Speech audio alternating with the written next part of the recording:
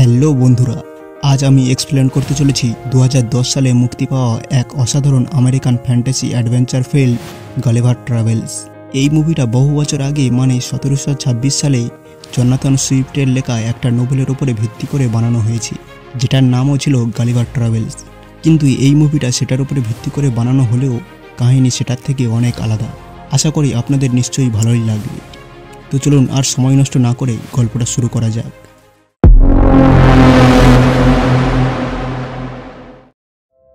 তো মুভির শুরুতে আমরা একটা লোককে দেখতে পাই যার নাম ছিল গালিভার। সে তার রুমে সকালে ঘুম থেকে ওঠে আর তার ডেলি রুটিনকে ফলো করে। সে তার সুপারহিরো টয়দের সাথে কথা বলে আর বাথরুমে স্নান করতে করতে গান গাইতে থাকে। গালিভার নিউ ইয়র্কের একটা নিউজ কোম্পানিতে কাজ করে। একদিন গালিভার একটা নতুন এমপ্লয়ির সাথে সাক্ষাৎ করে যার নাম ড্যান ছিল, আর সে তাকে নিজের বন্ধু বানিয়ে নেয়। গালিভার তার বস ছিল কারণ সে তার থেকে সিনিয়র ছিল।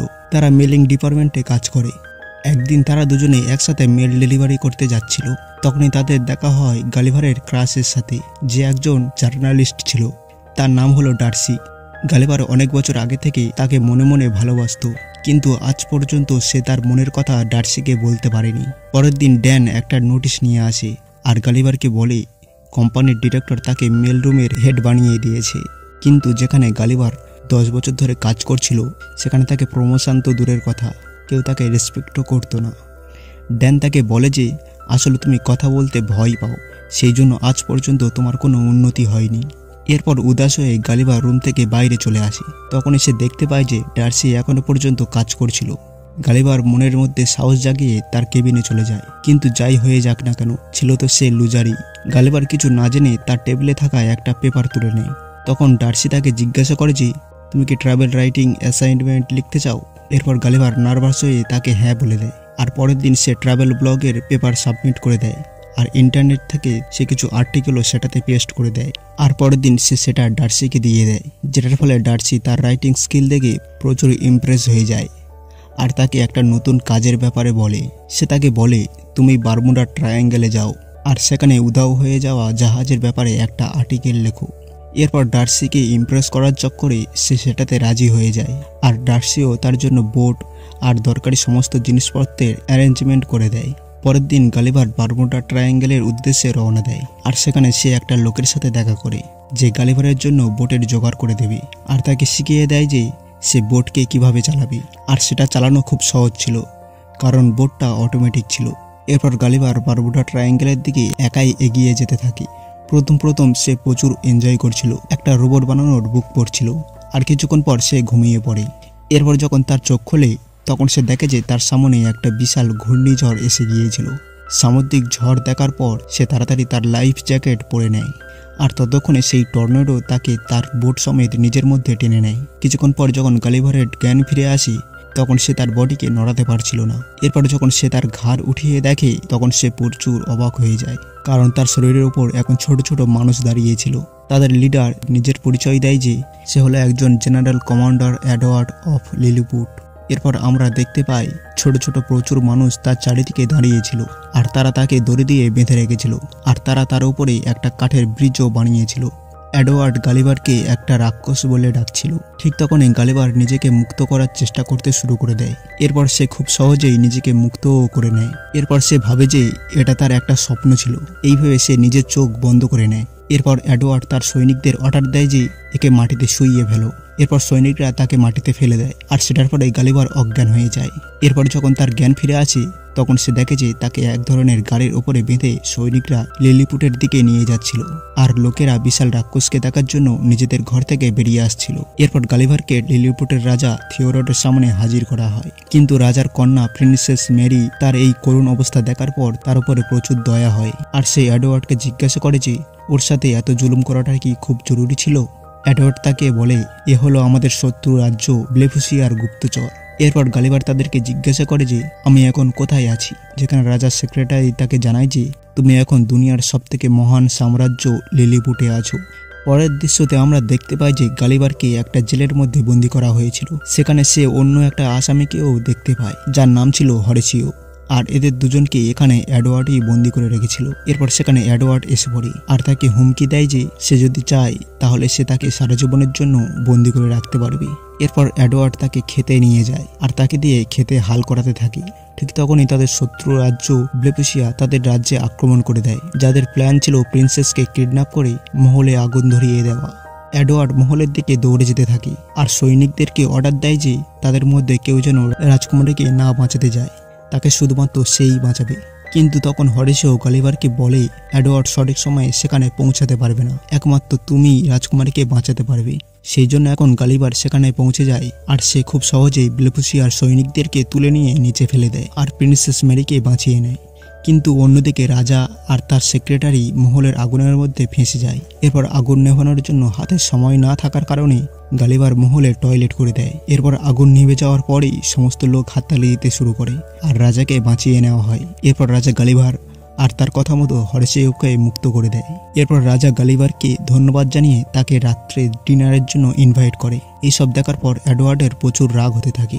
ডিনারের সময় রাজা গালিভারকে জিজ্ঞাসা করে যে তুমি কোথায় থেকে এসেছো।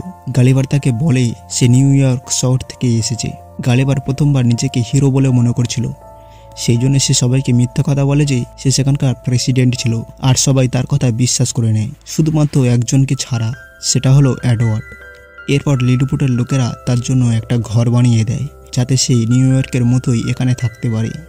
গালিভারের কথা মতো একটা থিয়েটারও বানানো হয় যাতে পুরো রাজ্যের লোক সেখানে বসতে পারে আর তাদেরকে ডুবে যাওয়া টাইটানিকের ড্রামা দেখানো হয় আর বলা হয় যে এই সমস্ত কিছু গালিভারের সাথেই ঘটেছিল। তার এই জীবন কাহিনী দেখার পর সমস্ত লোক প্রচুর অবাক হয়ে যায়। তখন এডওয়ার্ড তাকে জিজ্ঞাসা করে যে তুমি তো ওখানে মরে গিয়েছিলে, তাহলে এখনো পর্যন্ত বেঁচে আছো কিভাবে? তখন গালিভার বলে আমাকে বাঁচিয়ে নেওয়া হয়েছিল। পরের দৃশ্যতেই হরেসিও প্রিন্সেসকে ইমপ্রেস করার জন্য গালিভারের কাছে সাহায্য চায়। এরপর তাকে ইমপ্রেসও করে ফেলে। কিন্তু অন্যদিকে এডওয়ার্ডও প্রিন্সেসকে পেতে চাইছিল আর যে কোনো উপায়ে তাকে বিয়ে করতে চাইছিল। অন্যদিকে সৈনিকরা গালিভারের বোটটাকে খুঁজে পেয়ে গিয়েছিল। এরপর গালিভার সেখানে আসে আর তার ফোনটা নিয়ে নেয়, যেটাতে ডার্সির 12টা ভয়েস মেসেজ দেখতে পায়, যেখানে এখন গালিভারের উপর প্রচুর রেগে গিয়েছিল তার মিথ্যে আর্টিকেল লেখার কারণে আর সেখানে থেকে পালিয়ে যাওয়ার কারণে। আর এখন সে ফিরে গিয়ে ডার্সির মুখোমুখি হতে চাইছিল না। সেই জন্য গালিভার এখন সিদ্ধান্ত নেয় যে সে এখন চিরদিনের জন্য লিলিপুটেই থাকবে। আর এই ব্যাপারে এডওয়ার্ড একদমই খুশি ছিল না। রাজা তাকে বলে তোমার এখন রেস্টের প্রয়োজন। এরপর রাজা এডওয়ার্ডের জায়গায় গালিভারকে নতুন জেনারেল বানিয়ে দেয়।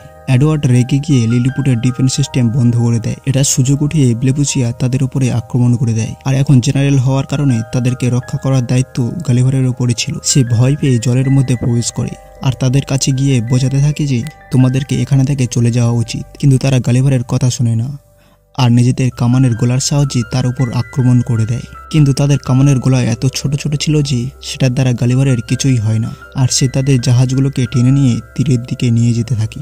এইভাবে গালিভার আবারও লিলিপুটকে বাঁচিয়ে নেয়। সবাই তার উপরে খুব খুশি হয়, কিন্তু এডওয়ার্ড আগের থেকেও বেশি তার উপর রেগে যায়। এটার সাথেই গালিভারকে লিলিপুটের লোকেরা আগের থেকেও বেশি যত্ন করতে থাকে। অন্যদিকে রাজকুমারীও এডওয়ার্ডকে রিজেক্ট করে দেয়। এরপর রেগে গিয়ে এডওয়ার্ড শত্রুদের সাথে হাতে মেলায় আর তাদেরকে গালিভারের বোট থেকে পাওয়া সেই রোবট বানানোর বুকটা দেখায়, যেটার সাহায্যে তারা একটা বিশাল রোবট বানিয়ে ফেলে। এরপর তারা আবারও লিলিপুটে আক্রমণ করে দেয়। গালিভার আবারও ছোট ছোট লোকেদের সাথে যুদ্ধ করতে প্রস্তুত ছিল, কিন্তু তারপর সে প্রচুর অবাক হয়ে যায় যখন সে তার সামনে একটা বিশাল রোবটকে দেখতে পায়। এডওয়ার্ড গালিভারকে চ্যালেঞ্জ করে। গালিভারকে তার চ্যালেঞ্জ অ্যাকসেপ্ট করা ছাড়া আর অন্য কোনো উপায় ছিল না। সে রোবটকে পিছনে ঠেলে দেওয়ার চেষ্টা করতে থাকে, কিন্তু রোবটটা তার থেকে অনেক বেশি শক্তিশালী ছিল। সে তার প্যান্ট ধরে উঠিয়ে নেয় আর তাকে নিজের হার মেনে নেওয়ার কথা বলে। এরপর সে নিজের হার মেনেও নেয়। এরপর রাজা এবং সবাইকে সমস্ত সত্যি কথা বলে দেয় যে সে তাদেরকে এতদিন সবকিছু মিথ্যা কথা বলেছিল। এরপর এডওয়ার্ড গালিভারকে এমন একটা আইল্যান্ডে পাঠিয়ে দেয় যেখানে কোনোদিনও কারোর যাওয়ার সাহস ছিল না। এরপর যখন গালিভারকে সেখানে ছেড়ে দেওয়া হয় তখন তাকে একটা বিশাল বাচ্চা মেয়ে ধরে ফেলে। আর এখন গালিভার এমন একটা আইল্যান্ডে ছিল যেখানে তার থেকেও বিশাল বড় মানুষেরা ছিল। বাচ্চা মেয়েটা তাকে পুতুল বানিয়ে ছোট একটা ঘরের মধ্যে রেখে দেয়। আর অন্যদিকে গালিভারকে খুঁজতে খুঁজতে ডার্সি ও লিলিপুটে এসে পড়েছিল। গালিভার সবাইকে বলেছিল যে ডার্সি তার প্রেমিকা ছিল। এডওয়ার্ড তাকে চিনতে পারে আর তাকেও বন্দি করে ফেলে।